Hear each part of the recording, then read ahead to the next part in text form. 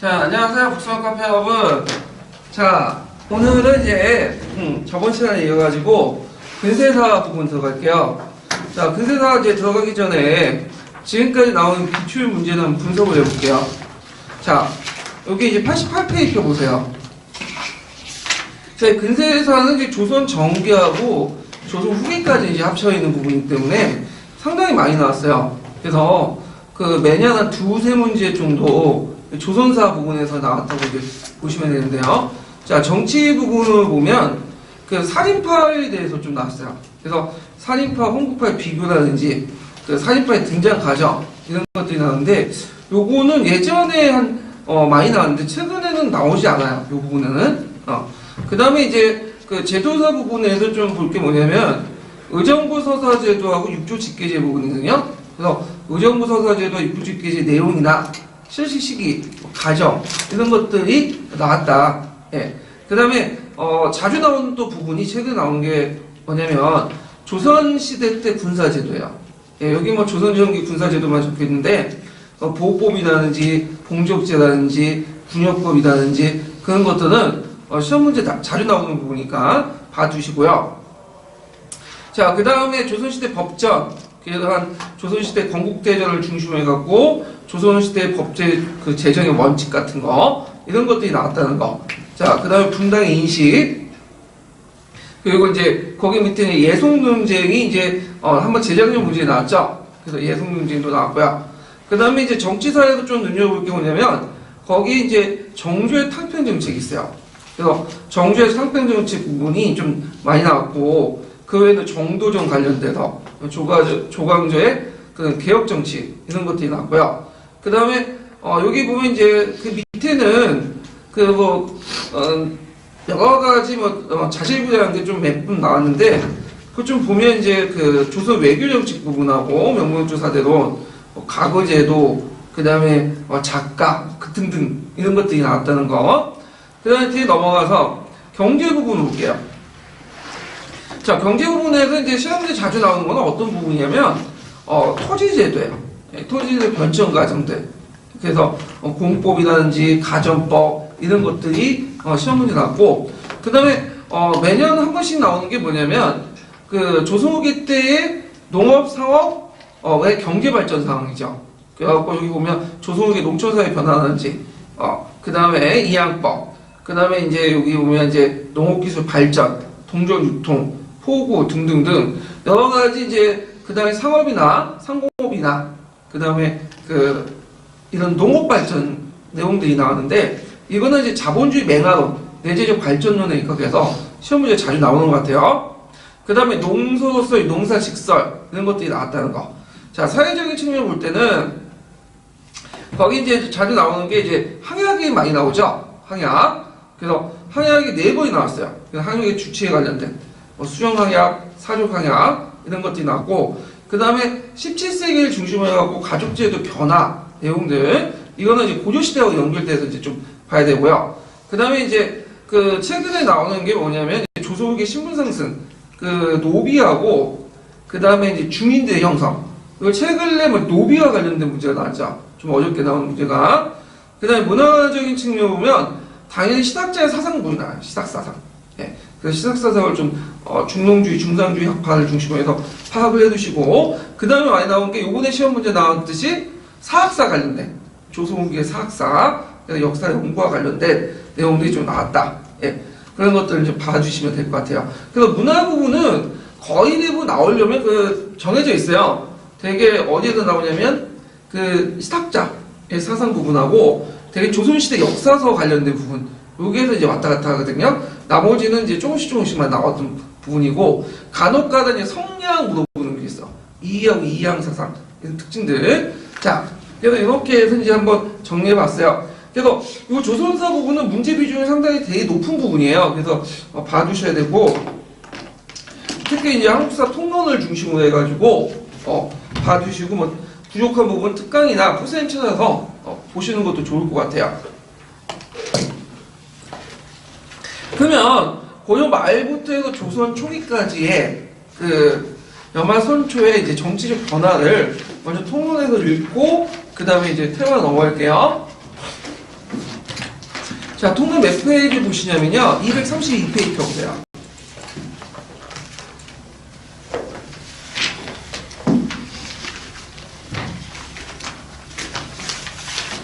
자, 232페이지. 그 밑에 보면 이제 국제정세 변화와 이하를 해본 부분이 있죠. 자, 여기부터 한번 읽고 넘어갈게요. 자, 고려국의 내부적인 건물세력과 신진사대부 사이에 대비 격화되고 있을 때 밖으로부터 압력이 가중됐는데 이때 이제 들어왔던 세력들이 이제 침입했던 세력들이 외부와 홍건적이죠. 그리고 이제 이때 원문국 체계에 대한 대외관계 변동이었고, 그래서 특히 이제 그 고려 말부터 외구가 참가됐었다. 이때 이제 외구는 그 정기외구와 호기외구 중에 정기외구에 이제 해당하죠. 그래서 이때 이제 왜 외구가 많아졌냐면, 이때 일본은 어떤 시대였냐면 청왕이 2명이 있었던 남북조 시대예요. 교토에 한 명 있고 요시노에 한 명 있었죠.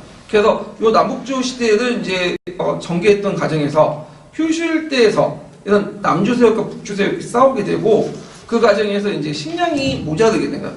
전쟁이 하도 오래되다 보니까. 그래서 그 당시 다이모드의 지원을 받고, 그 당시 이제 농민들이나 상인들 있는 사람들이 이제 뭐냐면 휴슈 지역에 있는 사람들이 한반도 남쪽이라든지 그 다음에 중국 연안을 공격을 하게 돼요. 그래서 이제 보통 이 정기 외구가 이제 이때 형성되기 시작했는데, 자, 이때 이제 그 고조 말 때 외구가 너무 극성이다 보니까 심지어는 어디까지 이제 들어왔냐면 외구가 강화도나 교동도까지 들어와요. 바로 앞 개경 앞까지죠. 그래서 이제 개경에서 계엄령이 선포되고 심지어 수도로 옮기자는 위력까지 이제 일어나게 되죠. 그래서 외구 때문에 그 당시 이제 생활을 못했어. 심지어는 조은로도 약탈하고 조창도 약탈당하니까 조창을 해안가가 아니라 저 내륙까지도 이제 뭐냐면 옮기려고 했던 그런 이제 조치를 취했다, 이렇게 이제 보시면 되죠. 자, 그러니까 이제 고려 정부는 그 당시 일본 정부가 외교적 교섭을 통해서 이걸 해결하려고 했는데, 문제는 그 당시 일본 정부가 어떤 정부였죠? 이때는 무흐마치 막부 때야. 초창기 때. 근데 무흐마치 막부는 그 나중에 일본사에 때 지금 얘기하겠지만 막부 정권 중에 최하의 막부 정권이야. 그래서 이 정권은 그 지방에 그 뭐냐면 세력을 확단이 못해요. 그래서 슈고다이모의 연합정권적 성격을 갖고 있기 때문에 그 외국 문제를 적절하게 해결을 못했다. 그래서 일본은 이제 어쩔 수 없이 자체적으로 국방력을 강하고 외교 투보를 내세웠는데, 자, 외교 투보에서 제일 중요한 게 이제 외국을 물리칠 때 외국은 어디로 들어오죠? 해상에서 들어오죠. 그래서 해군이 중요해. 근데 이제 막상 그 당시 전법을 가지고 하려면 외국을 물리칠 수 없어요. 외국은 백병전에 능하거든요. 그래서 그 당시 외국가 이제 오기 전에, 먼 거리에서 오기 전에 뭐냐면 격퇴를 먼저 시켜야겠죠. 그래서 하양 무기를 이제 본격적으로 개발됐고, 그래서 최문선이 중국 상인들에게 제조 방법을 배워서 그 당시 하통 도감을 설치하고 화불을 만들어서 그 당시 이제 그 진포라든지 그 일대를 크게 물리치게 되죠. 그리고 이제 그 도망간 진포해전에서 크게 이제 도망간 그 외적들이 도망가다가 항상력들을 이성계에 의해서 물리치게 돼요.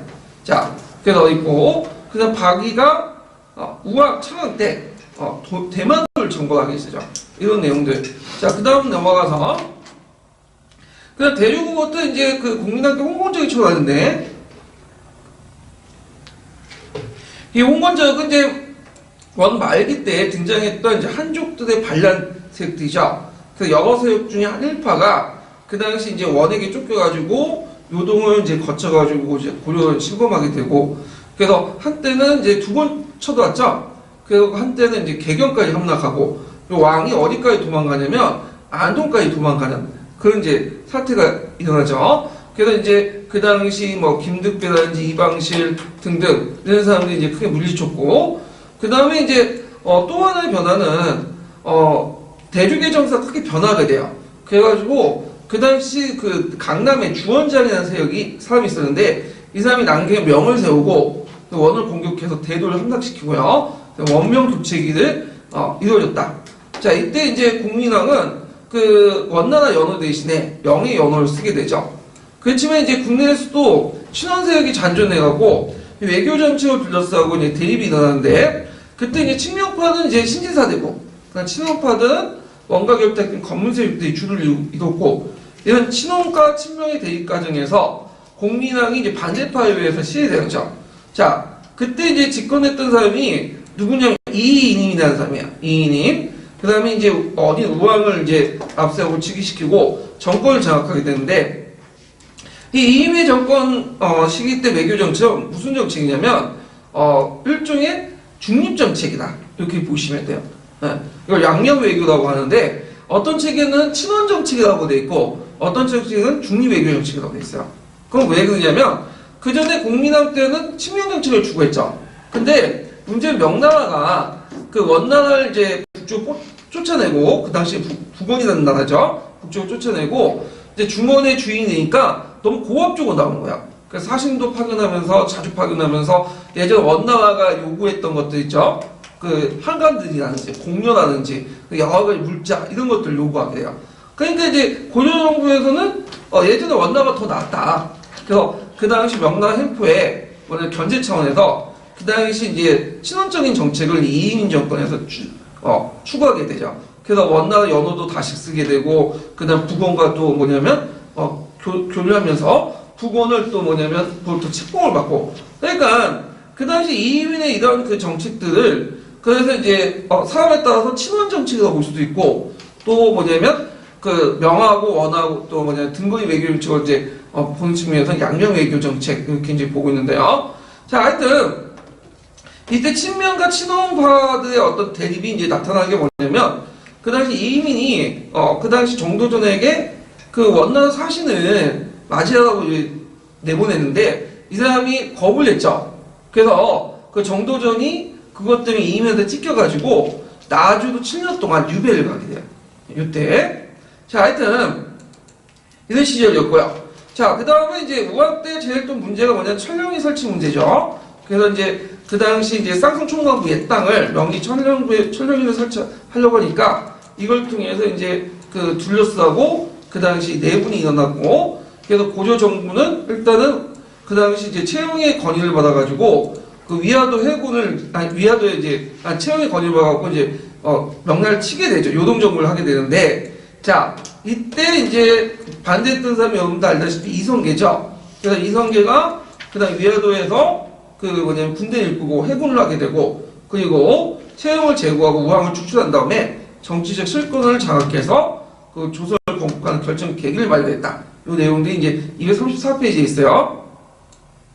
그 다음에 다음 이제 넘어가서 보면 자, 위화도 해군은 이성계일파가 정권을 장악한 다음에 그 당시 이제 그 건군 세력들이 급격히 도태를 하게 되고요. 그리고 이제 그 당시 그 창왕을 세웠는데 창왕도 신돈의 자손이라고 이제 축출하게 되죠. 자, 이 문제를 이제 뭐라고 하냐면 폐가 입증 문제라고 하죠. 예. 그래서 가짜 왕을 폐하고 진짜 왕을 내세운다. 예. 그래갖고 이제 공양왕을 내세우게 되죠. 그리고 이제 이때 이제 신흥사대부와 손을 잡은 그 이성계 일파들은 그 사전개혁을 하게 되는데 이게 그 유명한 가전법이에요. 가전법. 그래서 이제 가전법을 이제 통해서 그다음에 검문세족들이 강력한 사전 확보하고 국가지배 공존을 증가했다. 그래서 이걸 기반으로 관료들의 어떤 신의 관료들의 경제 토대를 마련했다. 이런 내용들 좀 기억을 해두시면 되고요. 거기에 주 32번에 폐가 입증이라는 내용이 있어요. 폐가 입증. 이거 좀 기억을 해두시면 될 것 같아요. 자, 그 다음에 다음 장 넘어가서 그래서 이성계일파가 이제 세왕조를 이제 개척하려니까 신진사대부 내부에서 또 반대 봉착하게 되죠. 그래갖고 이때 이제 신흥사대부는 되게 두 패로 갈라지는데 하나는 고려왕조의 적패를 전지적인 옹고파, 예. 그리고 다른 하나는 왕조 자체로 바뀌는 역성파로 나눴다. 그러면 여기가 좀 주의할 게 뭐냐면 우리가 위화도 해군 이후에 위화도 해군 직후에 온건계합파와 급진계합파가 나눠진 게 아니라 그 이후에 나눠졌다는 거야. 그래서 그 위화도 해군 이후에는 온건계합파도 뭐냐면 합력을 했어요. 그 급진계합파하고. 그런데 이제 점점 이성계일파들이 이제 점점 이게 야욕이 드러나니까 그 신진사대부 중에 조금씩 온건적인 사람들이 이 사람들과 대립을 하면서 탈락을 하게 되죠. 예. 그래서 이제 첫 번째 탈락은 폐가 입증 문제. 패갈진 문제는 누굴 패한 거죠? 창왕을 패했죠. 신돈의 자식이라고 해서. 요때 이제 그 원공개혁파의 주도적인 인물이었던 이색 같은 사람들이 이제 등을 돌렸고요. 그 다음에 이제 좀 있다가 무슨 사건이 이제 그러니까 이색이 있었고, 그 다음에 좀 있다가 정몽주도 등을 돌리게 돼요. 그래서 정몽주 같은 사람은 이제 초창기 때는 그 이성계의 협력적이었어요. 그러다가 이제 이성계가 점점 자기의 야욕을 드러내니까 이제 정몽주가 그런 고조 측에 써가지고 이제 대항을 하게 되죠. 그래서 결국에는 이방원한테 죽게 되는데, 요거 좀 기억을 해두시면 될 것 같아요. 그래서 이제 공양을 쫓아내고, 그 다음에 이제 이성계 중심으로 세왕조가 개창이 됐다. 요 내용들. 자, 그러면 이제 그 관련된 내용도 한번 봤고요. 그래서 쭉 넘어가서 몇 페이지를 펴보시냐면요.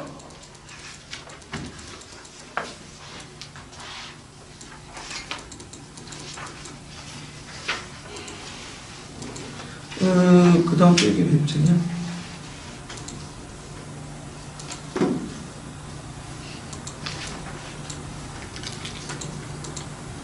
255페이지 펴보세요.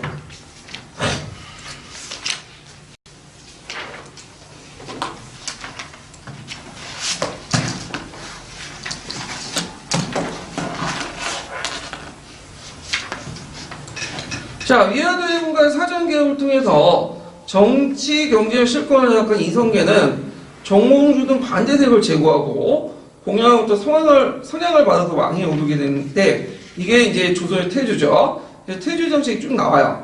그래서 이제 이때 이제 태조 이성계는 대개 이제 측근 세력을 중심으로 해갖고 정치를 했거든요. 그래갖고 여기 보시면 남원이라든지 조준, 정도전 같은 사람들을 중심해서 도평의사사를 중심으로 해서 측근 세력을 중심으로 해갖고 정치를 했다.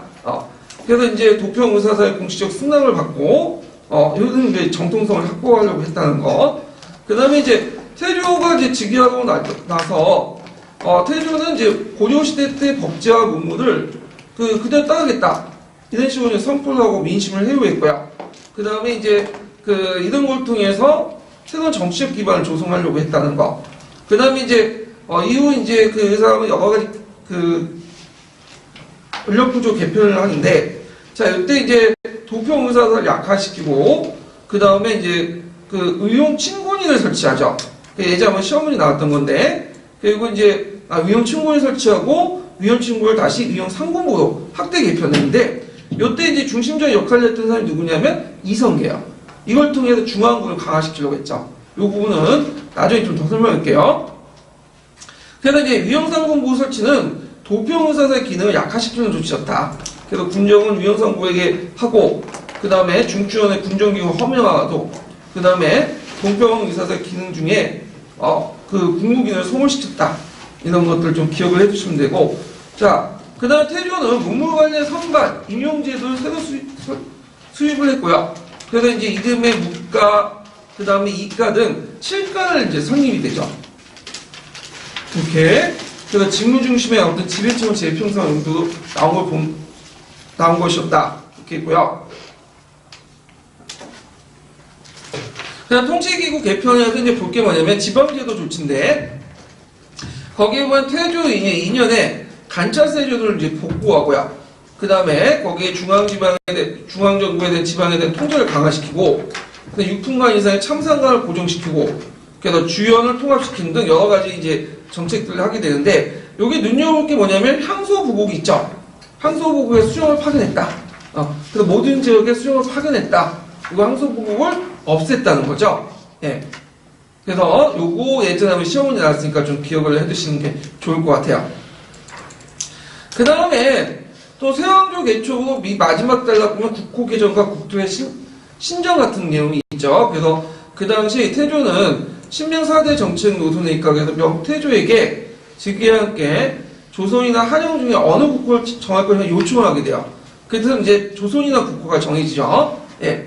그래서 이제 조선이나를 특정받게 되고, 그 다음에 이제 그렇지만 여진 문제와 세공 문제 때문에 양국과의 관계가 순조롭지 못하게 됐다는 걸 좀 기억을 해두시면 되고요. 그래서 다음 장 넘어가서 그 다음에 수도를 한양으로 옮기고 그 다음에 개결도 새로운 왕조의 정치 기반을 구축을 하려고 했다. 이런 것들. 그래서 있고 왕권 강화 밑에 넘어가죠. 자, 태조 이성계는 그 당시 건국 후에 혼란을 수습하고 정치 사회적 안정을 성취하기 위해서 강력한 왕권이 요청되었고, 그래서 이 사람은 이제 그 도평 의사사 기능을 약화시키고, 그 다음에 이런 약화를 했지만, 문제는 이 사람이 도평 의사사를 약화시켰지만 또 한편으로는 도평 의사사를 중심으로 해갖고 정치를 했다는 거야. 이게 되게 이중적인데, 도평 의사사의 측근 정치도 있죠. 그래서 남훈이나 정도전 이런 사람들 중심으로 해서 측근 정치를 했다는 거. 그래서 소수의 재신으로 중심으로 운영하다 보니까 어떤 문제점이 있냐면 많은 사람이 권력에 소외되게 돼요. 그래서 이 사람들이 이제 누구하고 손을 잡게 되죠? 이방원하고 손을 잡게 되죠. 그래서 이방원을 중심으로 해갖고 그 당시 왕자의 난이 일어났다. 그래서 이 과정에서 이제 이성계는 이제 왕에서 물러나고, 그리고 정종을 거쳐가지고 그 다음에 뭐죠? 그 당시 이제 이방원이 태종이 되죠. 이 내용들이 이제 그 장을 이루고 있고요. 그 다음에 넘어가서 258페이지 볼게요. 자, 그래서 이제 여기 1차, 2차 왕자의 난과 관련된 설명이 첫 번째 단락에 있어요.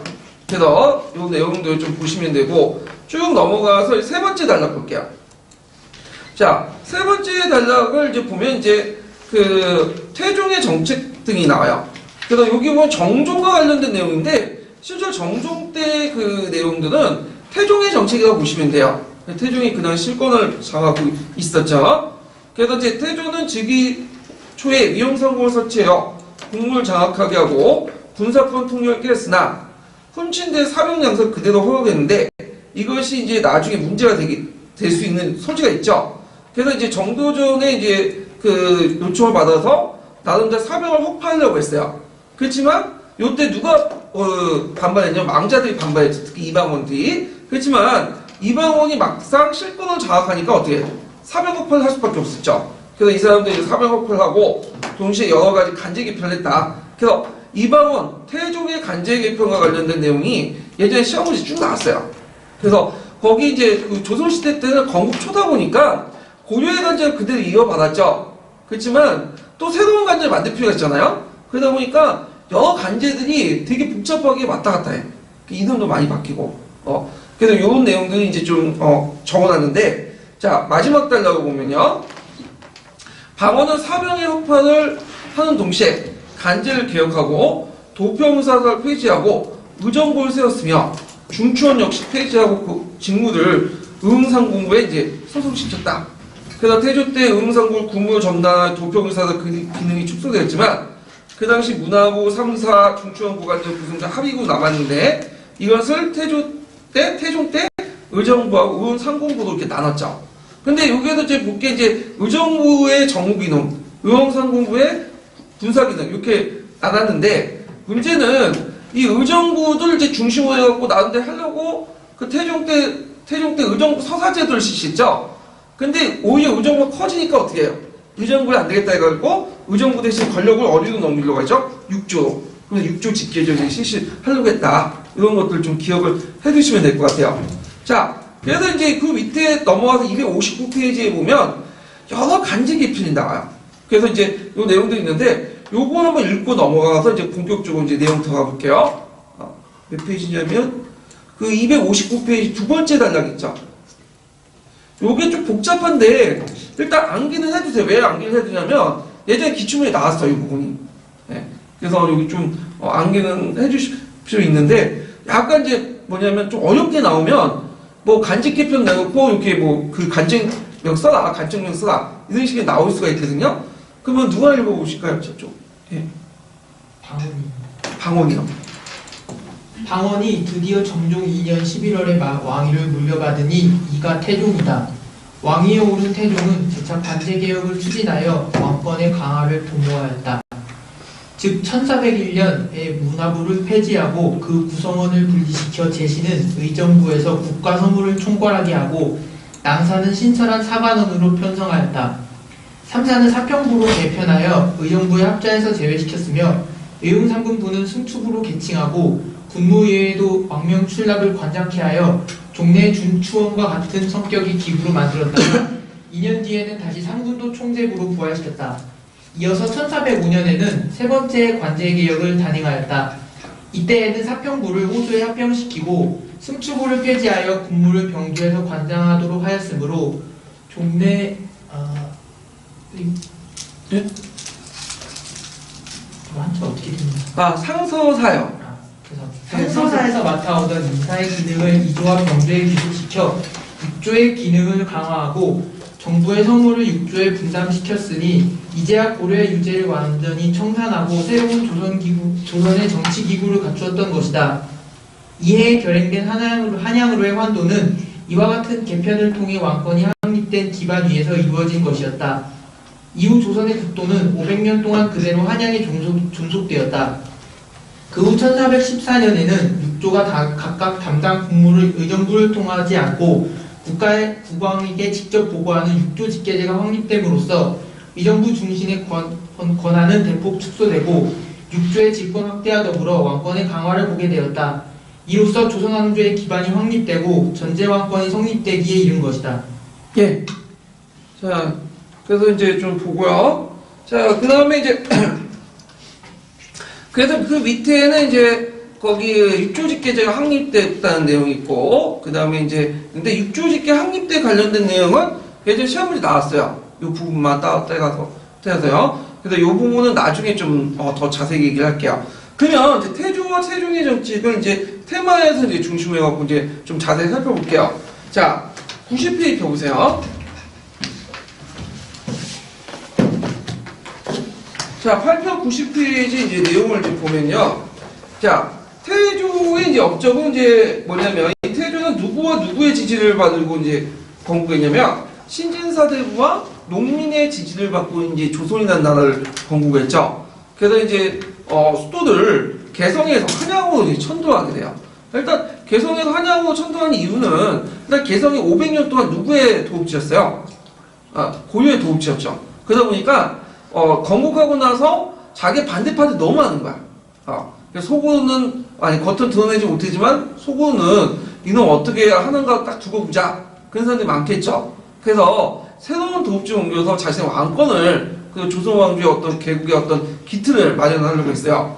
그래서 이제 여러 곳을 이제 물색을 했는데, 그거에 대해서 조선의 그런 이성계를 도왔던, 조선을 세우게 이성계를 도왔던 그래서 신진사대부들이 좋아했을까요? 안 좋아했다고. 그래서 이 사람들도 오랜 터전도 개성에 터전을 두고 있었던 사람이기 때문에 어떻게 하든 그 천도를 막으려고 했죠. 그렇지만 이성계가 이제 뚝심을 이제 밀고 넘어가서 결국에는 한양에 이제 천도를 하게 돼요. 그러면 한양 천도가 이제 갑자기 뜬금없이 이렇게 한양을 이렇게 했냐? 그건 아니에요. 예전부터 한양을 이제 뭐라고 하냐? 난경이라고 했거든요.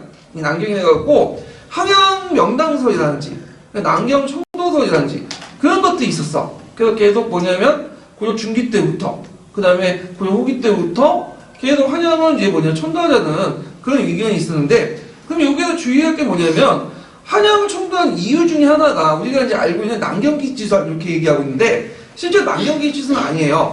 예. 거기에 보면 한양을 왜 천도했냐? 일단은 한반도의 딱 중앙에 있죠. 지리적으로 딱 맞죠? 그 다음에 전근대 시대 때 제일 중요한 게 뭐냐면 이제 물길이 있어야 되거든. 왜냐면 지금처럼 고속도로나 철도가 있었던 것도 아니기 때문에, 그래서 물길을 따라서 좋음을 확보를 해놔야 했는데 한양이 상당히 제일 좋은 요충지였고, 그 다음에 이제 여기가 예전에 또 뭐냐면 그 주변에 사회도 없고 또 방해하기 편하고 등등 종합적인 고려를 한 거야. 그래서 이제 푸셈에 보면 난경기지서 입각에서 천도한 게 아니라 뭐죠? 나름대로 유교적인 합리주의 입각에서 천도를 한 거죠. 그게 이제 그 교과서에 있거든요. 그래서 만약 한양 천도를 왜 했냐? 근데 이렇게 물었는데 난경기지서 이렇게 쓰면 어떻게 해요? 틀려요. 네. 난경기지서는 그냥 대중들에게, 백성들에게 한양 천도의 어떤 것을 설명하기 위해서 말할 수는 있어도 실제 이유가 그게 아니라는 거죠. 네. 그래서 이제 한양에 이제 천도를 하고 나서 경복궁이라는 종묘사직 하나 이런 여러 건물들을 이제 만들어가지고 했다. 이렇게 이제 보시면 되고요. 자, 그 다음에 거기에 이제 정도전의 사상이 나오는데 정도전 사상은 좀 약간 별표 2개 쳐놓고 좀 기억을 해주세요. 예전에 시험 문제 나왔고 정도전이라는 인물은 자주 나와요. 뭐 한국사 국편 검정고시나 한국사 검정시험이나 이런 데도 많이 나오는데 자, 이 정도전이라는 사람은 그 조선 쪽의 문물제도 많이 큰 공헌을 했다. 예. 그래서 이 사람은 이제 도평사 요원으로 측근정치 우두머리로 각종 기관, 궁궐 이름, 부주, 군현의 이름까지 다 지었어요. 예. 그래서 우리가 이제 알고 있는 경복궁이라는 이름 있죠. 이 경복궁이라는 이름도 시경에서 따온 건데 누가 지었냐면 이 정도전이 지은 거야. 예. 그래서 큰 공헌을 했던 사람인데 자, 이 정도전은 예전에도 한번 정도전 관련 문제가 나왔는데 이 사람은 이제 그 앞에 설명한 것처럼 우왕 때 이임이라는 사람하고 충돌을 갖게 돼요. 뭐 때문에 충돌했냐면 정도전은 친명파였고 이임이는 친원파였거든요. 그래서 그 당시 북원사신들이 온 거에 대해서 사신 접대 문제를 가지고 싸우게 되고 그것 때문에 뭐냐면 나주로 7년 동안 유배를 가거든요. 그래서 이제 정도전이 나주로 가면서 많은 깨달음을 얻게 돼요. 그리고 나주에 있으면서 어떤 책을 즐겨 읽냐면 맹자, 주례 이런 책들을 많이 읽어요. 그래서 맹자에서 무슨 혁명론이 나온 거죠? 역사혁명이 나온 거고 주례를 통해서 그 다음에 조선시대 때 어떤 건국 방향 이런 것들을 이제 설정하게 되거든요. 그럼 여기에서 이제 주례라는 책을 이제 좀 봐야 되는데 이 주례라는 책은 이제 그 어떤 책이냐면 보통 우리가 오경 아시죠? 오경이 뭐예요? 시경, 서경, 역경, 예기, 춘추 이렇게 있잖아요. 예기가 3대로 나눠요. 3개로. 그게 뭐냐면 주례, 의례 이렇게 나오는군요. 예경 이렇게 예기 이렇게 나오는데 그 중에 하나가 주례야. 이 주례는 그 주나라의 주나라의 누구죠? 갑자기 생각이 안 난다. 주나라 하면 주공. 주공이 그 주나라의 예법을 주나라의 어떤 질서를 만들고 나서 썼다는 책인데 그렇지만 이게 주공이라고 썼다고 생각하는 사람은 없어요. 그래서 후대에 이 법가 사상이 많이 개입이 돼갖고 국가의 어떤 간섭 이런 것들을 정당화시켜주는 그런 요소들이 많아요. 그래서 유교적 요소보다는 어떤 법가적 요소들이 많거든요. 그래서 그 역대 중국 왕조들 개혁을 할 때 꼭 내세웠던 책이 뭐냐면 주례예요. 주례. 예. 그래서 왕왕석의 개혁이라든지 그 다음에 이제 그 왕망의 개혁 이런 것들이 이제 주례를 바탕으로 했는데 이 주례가 고려 중기 때 들어와요. 그래서 이 주례를 바탕으로 해서 정도적인 본격적인 개혁을 하게 된다. 그 대표적인 게 나중에 설명하지만 그 가전법 있죠.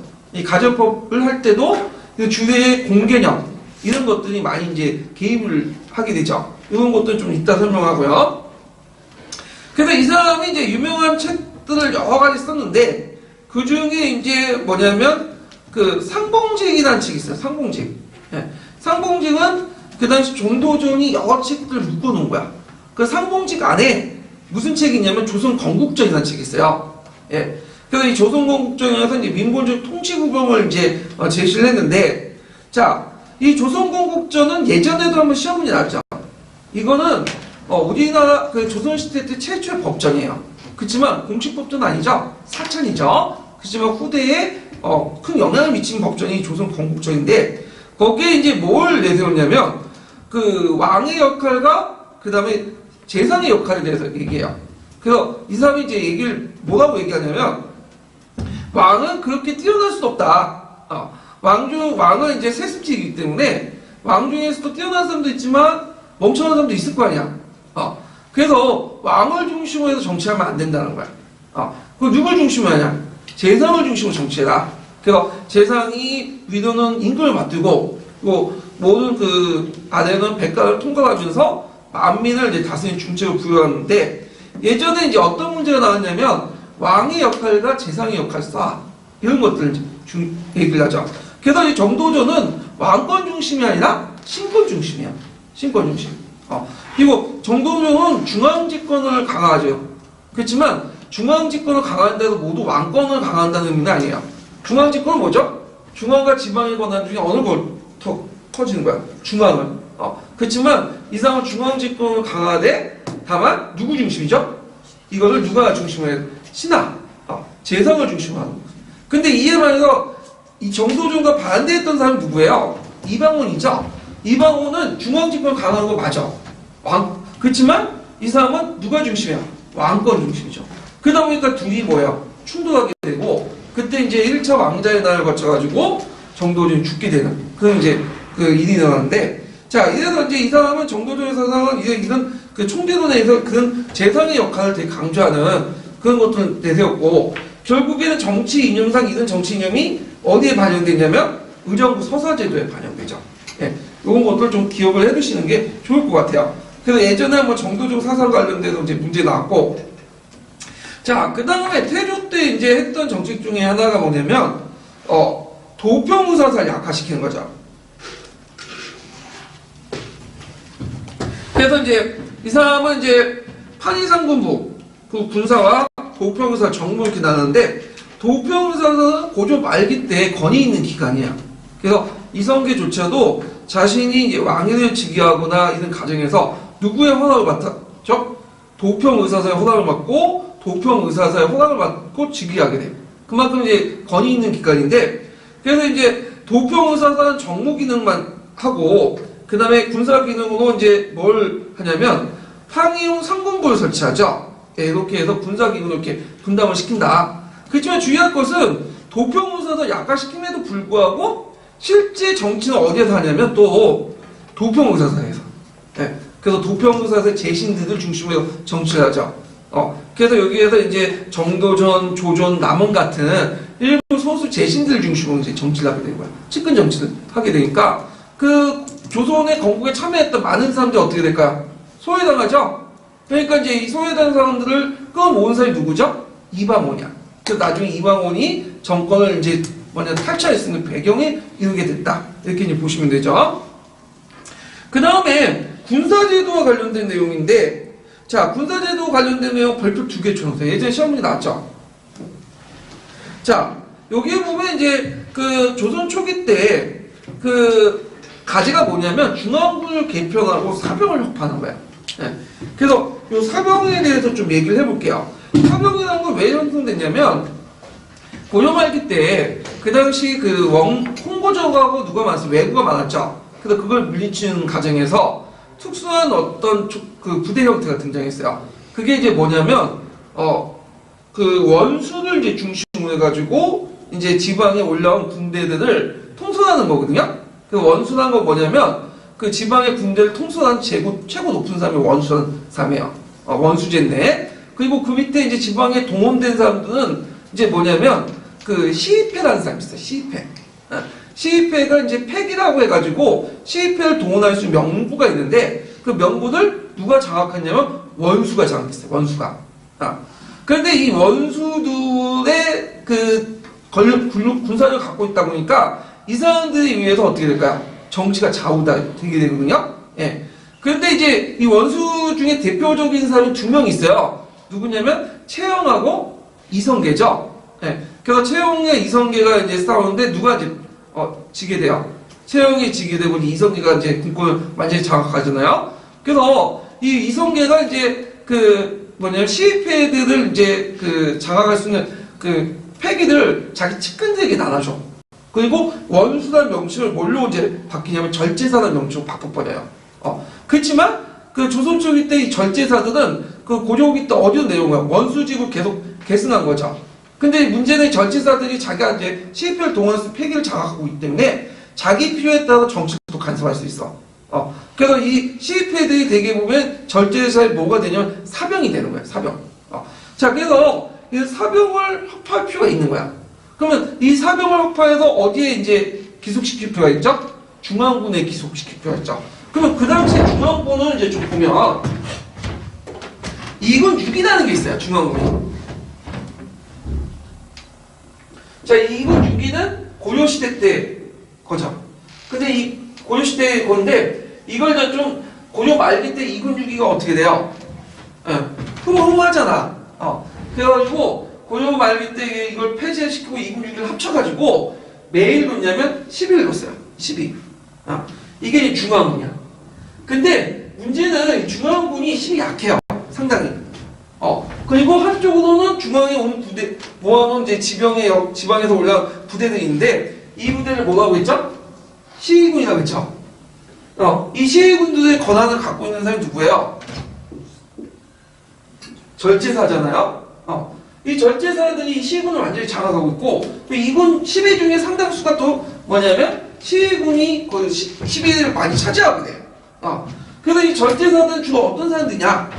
대신들이나 왕자들, 그런 사람들이에요. 그러면 뭐 세조 이성계 입장할 때는 이 절제사들이 가지고 있는 시위군들을 10위에 완전히 뭐냐면 소속하게 하고, 또 10위를 중앙에서 완전히 장악할 필요 없겠죠. 두 가지 작업을 해야 되잖아요. 그래서 이제 먼저 10위를 어떻게 통제를 할 것이냐. 그래가지고 그 당시 이제 판의상권부를 이제 만들죠. 판의상권부. 그래서 이 판의상권부는 어떤 거냐면 종래의 의흥친군이라는 게 있어요. 이 의흥친군을 개편해갖고 의흥상권부를 만들고, 그 다음에 이 의흥상권부를 총괄하는 사람이 누구냐? 판의상권부예요.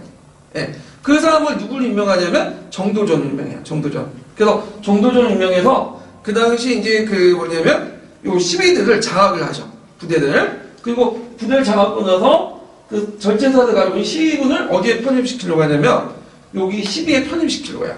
그러면 이 시위군은 어떤 식으로 편집하냐면 그 당시 정도전이 내세웠던 것들이 뭐죠? 요동정벌을 내죠. 요동정벌을 내세우잖아요.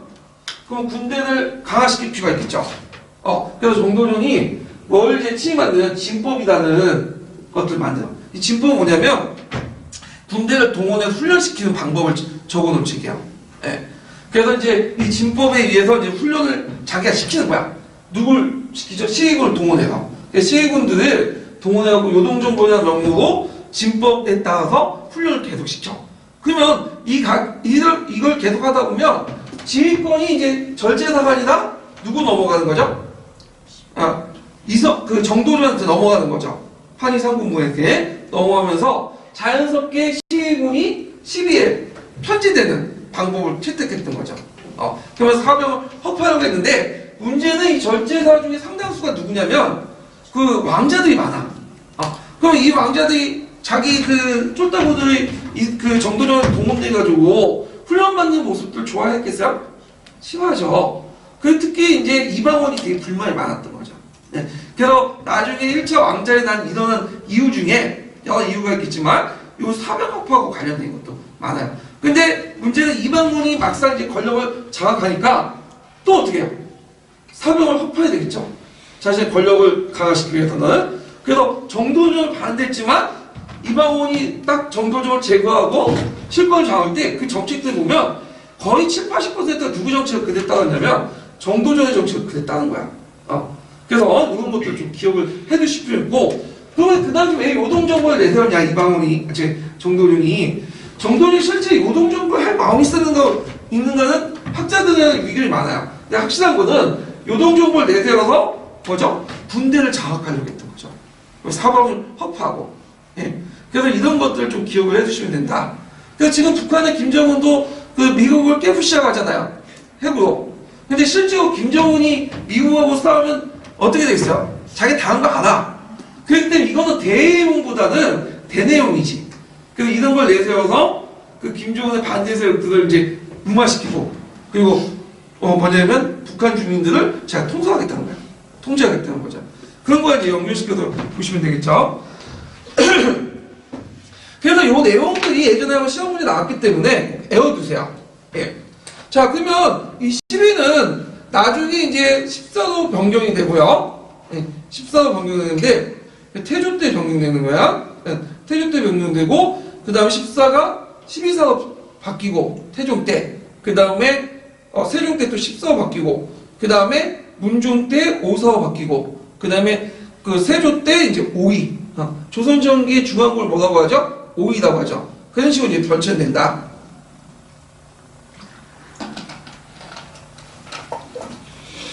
그래서 예전에 한번 시험문제 나왔던 거니까 좀 기억을 해두시면 될 것 같아요.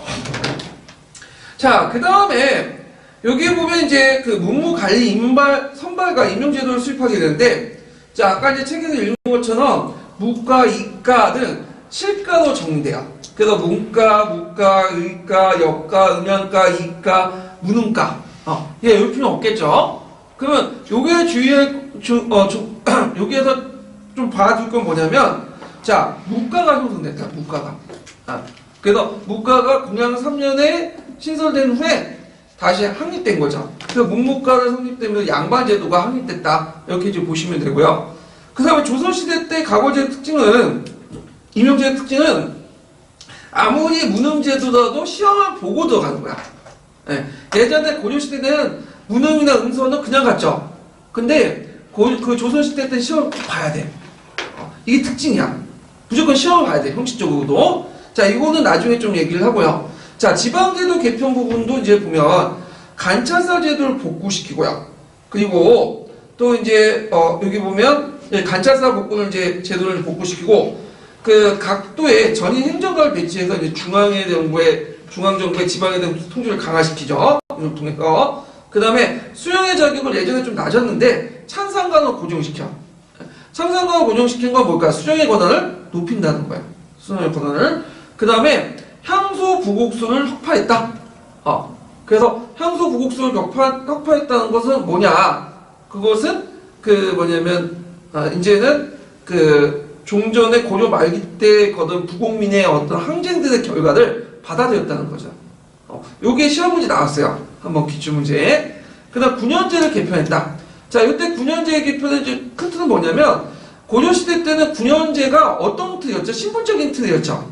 그래서 주연, 그 다음에 속현, 향소보곡이 신분제 누축적인 관계도 이제, 상하관계를 맺었잖아요. 근데 이때부터는 영토와 토지 크기, 그 다음에 인구에 따라서 행정적 측면에서 9년제를 개편한다. 그래갖고 이런 것들, 종전에 고려시대에 있었던 뭐라고 할까요? 신분제적 틀을, 없앴다. 이거는 나중에 지방행정조직에서 좀 더 얘기를 할게요. 근데 그렇다고 해서 완전히 없앤 건 아니에요. 예를 들어 월경지라는 거 들어보셨어요? 조선시대 때? 월경지 뭐냐면 A와 B군이 있는데 예를 들어서 이거 시험이 나온 건 아닌데 여기가 A군이고 이게 B군이에요. 행정구역상.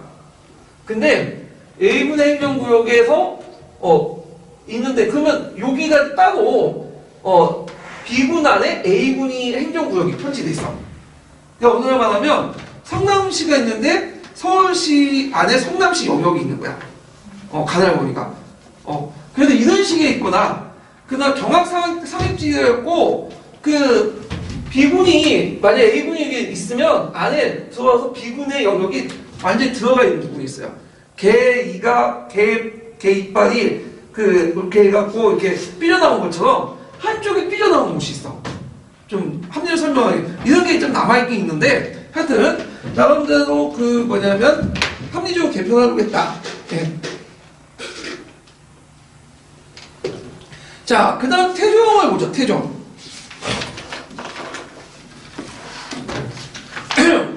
자, 태종 때 이제 국가의 기반을 확립했는데 태종이 이제 왕자의 날을 익혔죠. 이방원이. 그럼 왜 익혔냐? 포문 쪽은 이제 왜 익혔냐면 이유는 뭐냐면 이제 왕위 계승 때문에 거야. 왕위 계승. 그래서 이제 이걸 좀 알려면 거기에 이제 태종 이성계가 두 명의 부인이 뒀죠. 그래서 이제 싱이왕후하고 신덕왕후죠. 네, 싱이왕 황씨가 있는데 그 첫 번째 부인이에요. 네, 요거는 자기 고향이 이제 한경 하은 지역에 있어서 이제 얻었던 부인인데 싱이왕후 한씨에게 몇 명을 아들 뒀냐면 5명의 아들 뒀어요. 6명이겠네요. 예, 6명의 아들 뒀고 그 다음에 이제 싱이왕후 한씨가 죽었잖아요. 그래서 서울에서 이제 얻었던 부인이 누구냐면 신덕왕후 강씨예요. 그래서 신덕왕후 강씨가 이제 2명의 아들을 얻었죠. 근데 이제 싱이왕후의 6명의 아들 중에 장남이 살아있었으면 크게 왕위 계승 문제가 없었는데 장남이 방우인데 이 사람이 일찍 죽었어. 그래서 이제 후에 이제 세자를 정하니까 여기서 문제가 생긴 거죠. 네. 그래갖고 이제 이때 정도전이나 이런 사람들 입장에 볼 때는 큰 아들, 장성한 아들을 세우는 것보다는 좀 뭐냐면 어린 아들을 세우는 게 부려먹기 편하겠죠. 거기에다가 이제 이성계는 신덕왕후 강씨를 되게 좋아했기 때문에 누구를 이제 세자를 정하냐면 그 신덕하고 강시의 마지막 막내였던 방석을 세운 거야. 방석을. 그래서 이제 방석을 세자 확보를 해놓으니까 거기에서 신의하고 한시 소생의 그 5명의 살아있는 5명의 왕자들이 가만히 있겠어요? 한참 자기가 어린 그 아들들, 동생들, 이제 이복 동생들이 뭐냐면 세자가 정해놓으니까. 그래서 이제 그 당시 그 이방원을 중심으로 해가지고 이게 불만들 모아가지고 그 당시 왕자의 난리를 켰는데, 특히 이제 그 세자를 정하는데 큰 옆에 있었던 사람이 정도전이다. 특히 왕자의 그 사면업과 관련돼갖고 또 정도전에 불만이 많을 거 아니에요. 그래서 이제 그 이 정도전을 대상으로 해서 1차 왕자의 난이 나요. 예. 그래갖고 이제 1차 왕자의 난 때 정도전은 그때 잡혀서 죽고, 그 다음 방석, 방범들 제거당하죠. 그리고 그 이성계는 강제로 양이가 되고, 그 사람이 이제 정종이죠, 정종. 예. 그래서 정종은 이제 2번째 아들이야, 2번째 아들. 그리고 그 당시 이방원은 왜 그 자기 형한테, 방가한테 그 왕위를 양보를 했을까요? 그건 뭐냐면, 그 쿠데타를 일으킬 때 명분이 뭐냐면, 지금 장남인 방가도 있는데, 어린 세자를 세운 건 말이 안 된다. 그래서 그 쿠데타를 일으켰거든. 근데 그 명분을 내세웠는데 자기가 세자가 되면 어떻게 되겠어요? 명분이 안 세겠죠? 왕이 되면. 그래가지고 정종을 일단 자기 형님으로서 이제 모셔놓고, 그래서 정종을 이제 얼굴마다 보내갖고 자기가 이제 실권을 장악하죠. 그래서 정종이 즉위하니까 정종은 그 한양이 너무 이제 왕자의 난을 해갖고 피눈이 나가갖고 이제 피냄새 난다. 그래갖고 수도를 어디로 옮기죠? 다시 개성으로 제천을 하죠. 그리고 나서 또 제2차 왕자의 난이 나요. 제2차 왕자의 난은 이제 뭐 때문에 나냐면, 방간이 이제 됐는데, 이 방간 입장 올 때는 자기 동생인 방번이 권력을 장악하니까 불만을 일으킨 거죠. 그래서 박포와 손을 잡고 쿠데타를 일으켰어요. 물론 박포는 이제 직접 참여하진 않았지만, 그래서 이제 방간이 그때 축출당하고 박포를 제거하고, 그리고 나서 이 정종을 이제 지켜두고 태종이 즉위하게 돼요. 태종. 예. 그래서 정종은 2년만 2년인가 3년 즉위했어요. 2년 동안 즉위했는데, 실제로 정종의 즉위 기간은 누구의 즉위 기간하고 똑같아요. 태종이 실권을 장악했던 기간이죠. 예.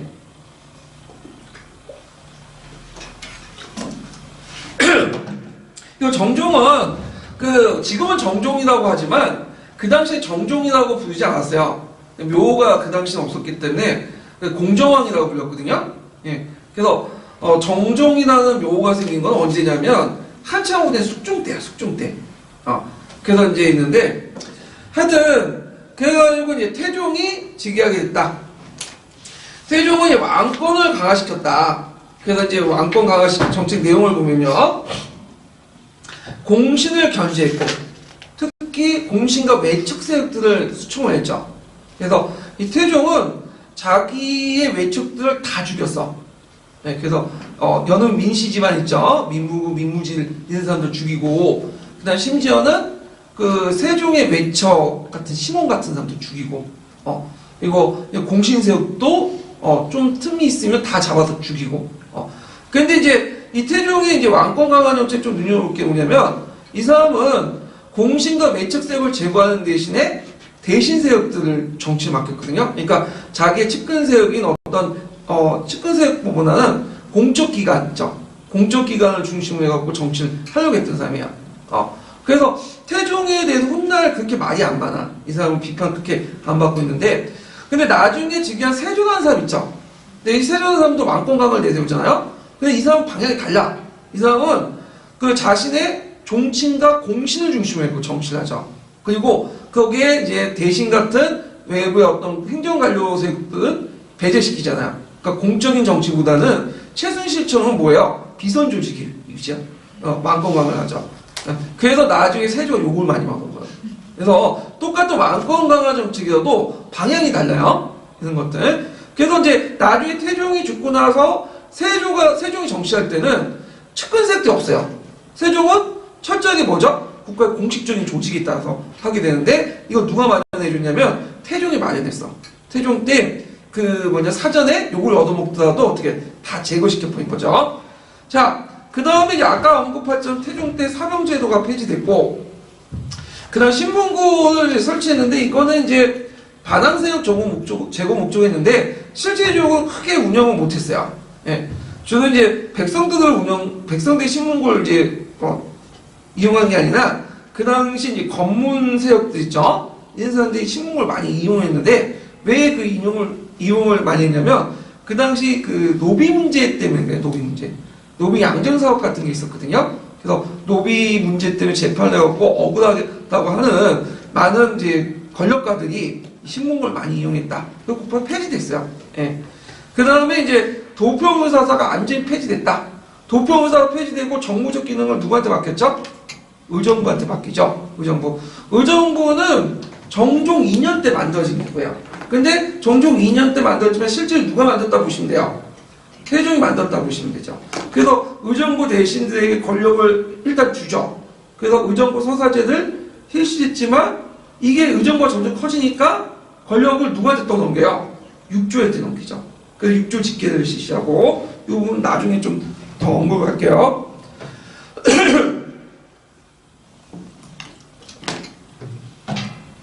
자, 그 다음에 이제 여러 개혁들을 이제 실시하는데 간제개혁을 하고요. 간제개혁 부분은 이제 그 밑에 있으니까 좀 보고 그 다음에 이제 거기 이제 사원의 노비를 제한하고 양전 사업을 시행하고요.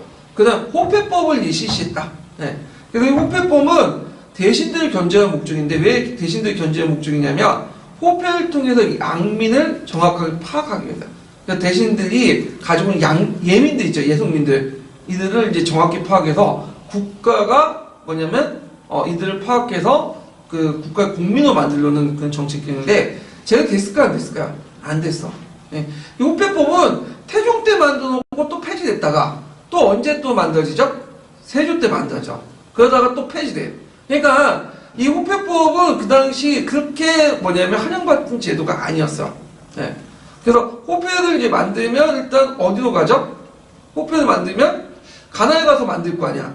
그러면 호패를 만들 때 뭐 같이 호족과 군족도 같이 만들어요. 그래서 군역 자원도 파악하고 그런 것들인데 백성들이 그걸 하면 군대 끌려가야 되지 세금 내야 되지 그러니까 우리가 호패 안 좋아했어. 그 도망가. 그래서 나중에 이 호패법이 정착된 건 언제 때냐면 조선 후기 때 가서 정착된 거예요. 조선 전기 때는 시도만 했다가 안 되고 치패를 거듭했다. 이거는 세조시대 때 다시 한번 또 얘기를 할게요. 자, 조선의 간제정비 과정 그거 외워두시라고 했죠? 예전에 한번 시험 문제 나왔던 거니까. 자, 한번 보면 자, 조선 때 이제 그 조선 초기다 보니까 그 당시 성종 때까지 여러 간제들이 뭐 개편되고 없어지고 또 만들어지다가 왔다 갔다 해요. 예.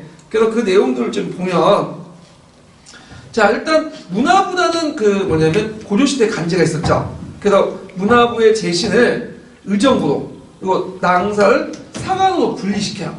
사관으로. 예. 그래서 사관을 이제 분리시키는데 이 사관의 역할은 왕신을 견제하는 것보다는 초창기 때 대신을 견제하는 목적으로 만들었다는 거죠. 예. 그 다음에 중추원을 폐지시키죠. 중추원은 예전에 뭐 하는 기관이었죠? 군사하고 군사기밀하고 왕의 어떤 그 보좌기관이었죠. 그래서 중추원을 폐지시켰다는 거. 그 다음에 고려시대의 3사를 사평구로 개편했다가 호조 통합을 하죠. 왜냐면 고려시대는 3사와 호조가 있었잖아요. 호부가. 근데 실제로 3사의 기능이 약했잖아.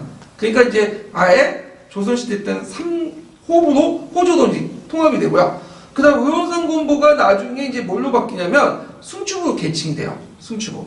그래서 이제 중추원 폐지 대신에 승추부가 되고 승추부가 그 중추원 역할을 맡았다고 보시면 돼요. 그래서 그 당시 승추부는 두 가지 역할이 있어요. 뭐가 있냐면 하나는 군사적 역할, 또 하나는 왕의 비서기관 역할을 하죠. 그래서 군사적 역할은 다시 상군 도총부가 담당하고요. 그 다음에 비서기관 역할 누가 담당하죠? 승추원이 담당하죠. 그래서 예전에 승추부가 한번 나왔어. 승추부. 그래서 승추부 이렇게 개칭을 했고 그 다음에 육부판사의 지위를 정상품에서 정이품으로 승격했다. 왜 이거 승격했죠? 예전에 한번 기초문제 나왔던 건데 그거는 뭐냐면 의정부의 권한을 약화시키게 된 거죠. 그래서 그 다음 판사의 권한을 높여서 의정부를 대신들 견제하려는 목적이었다. 이렇게 이제 이해를 해두시면 되고, 그 다음 인사기관은 이제 보면 그게 상당서가 아니라 이게 잘못됐어요. 이게 고치려고 했다가 상서사가 있어요. 상서사 고치세요. 상서사인데 이 상서사는 이제 인사를 담당했는데 이조와 병조를 이제 각각이죠. 그래서 문간의 인사는 이조, 그 다음에 무관의 인사는 병조 이렇게 했다.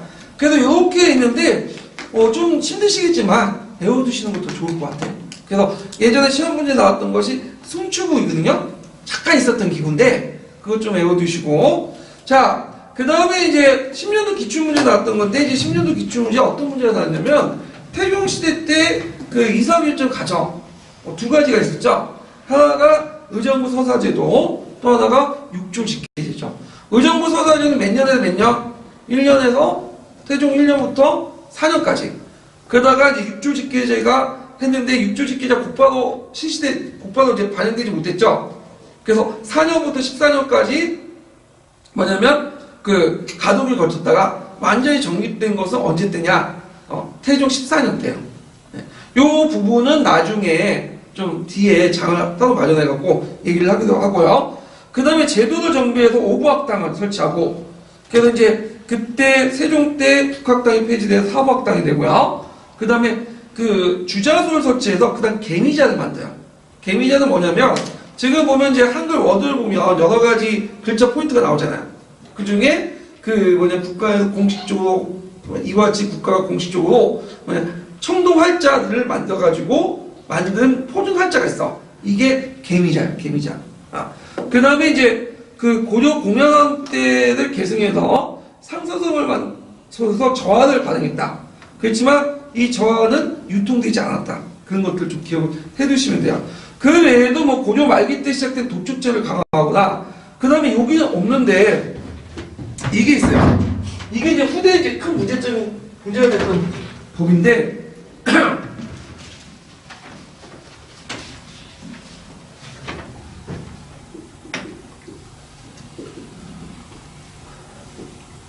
서울차법법을 만들거든요. 네. 서울차법법.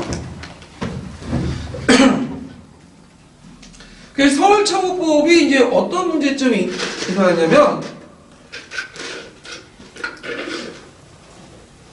성리학적인 가치관에 따라서 처의 자식과 첩의 자식을 완전히 분리시켜요. 차별화시키고. 그래서 처의 자식은 적자, 그 다음에 첩의 자식은 서원이 되는 거죠. 그러니까 서원한테 여러 가지 이제 차별을 하는 거야.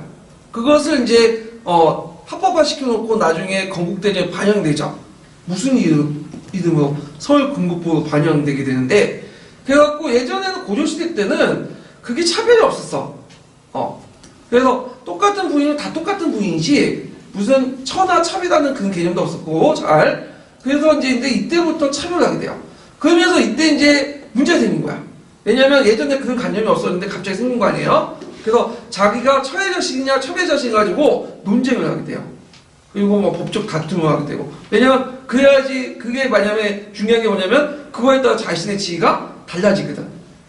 그래서 왜 서울차법법을 이렇게 만들었냐면, 그 당시 이제 이거는 이제 그 태종의 즉위 과정에서 이제 볼 수가 있는데, 태종이 즉위할 때 그 당시 방관 반석을 뭐라고 하냐면 얘를 서원의 자식이라고 막 욕을 했거든요. 원래는 이제 서원은 아니지만 그 두 번째 분야로 나온 거지만 이런 식으로 했고, 그 다음에 나중에 정종이 그 누구한테 양도하냐면 그 태종한테 양해를 하잖아요. 그때 이유가 뭐냐면 나한테 자식이 있지만 적자가 없고 서울만 있기 때문에, 서자만 있기 때문에 양도를 한다. 그러니까 이 사람 입장을 때는 적자하고 서자를 분명히 해둬야지 자신의 왕위가 어떻게 정당성을 확보할 수 있잖아. 그래서 이런 법을 만들었어요. 그래서 후대 사람들이 상당히 고생을 했는데, 그 다음에 그 외에도 이제 정몽주 같은 사람 있죠? 정몽주를 이제 자기가 죽였지만 이 사람을 또 대우를 해줘요. 왜냐면 정몽주 같이 충신이 되라. 이런 식으로 이제 하고, 그 여러 가지 이제 하는데, 하여튼 이 사람이 이제 정치를 이제 이렇게 했고, 이 사람이 제일 정치의 뱅가 누구냐, 뭐냐, 자기의 큰아들 양녕대군을 패하고 충녕대군을 냈었죠. 그래서 그때 내걸었던 논리가 뭐야? 택천이야, 택천. 택이 뭐야? 현명한 사람을 내세워서 왕을 세운다는 거지. 적장자가 아니라. 그래서 이 세종을 할 때 왕위를 넘겨요. 자기가 살아있을 때. 그래서 자기가 상황으로서, 상황 많이 도와줘, 요즘에. 그 국민의당이 있잖아요. 예? 그래서 상황으로서 몇 년을, 4년을 뭐냐면 도와줘. 그래서 세종 때 정치, 4년 동안 정치는 실제로 세종이 한 게 아니라 누가 했다고 보시면 돼요. 태종이 했다고 보시면 돼요. 그래서 세종이 어떤 왕권을 나누다 항패주고 죽게 되는 거죠. 예. 그래서 이제 이렇게 해서 태종의 왕권 강화 정책, 요거 좀 기억을 해두시면 좋을 것 같고요. 자, 그래서 이제 이렇게 있고, 그 다음에 관련된 이제 형사평가 문제를 한번 볼게요. 76페이지 보세요.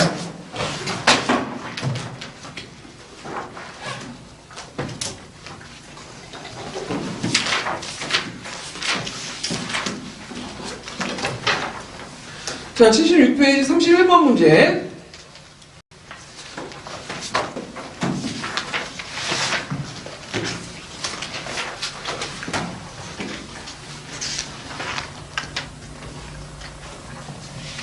자, 가이드 들어갈 책을 써보고, 자, 온건파 성리학자, 근친파 성리학자 성향을 말해보시오. 자, 거기에 이제 가이드 들어갈 주례죠. 주례. 그 다음에 이제 성향은 이제 여러 가지 있는데, 하나만 적어 놓은 거야, 이거는요. 요거는 이제 각자 이제 찾아서 보시고요. 그 다음에 뒤에 넘어가서 91페이지.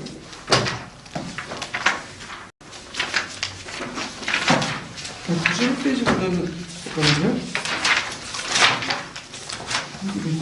네. 91페이지네. 91페이지 2번 문제. 자, 위주시 하장 청구한 이유는 두 가지 제시해 보시오. 이렇게 했는데,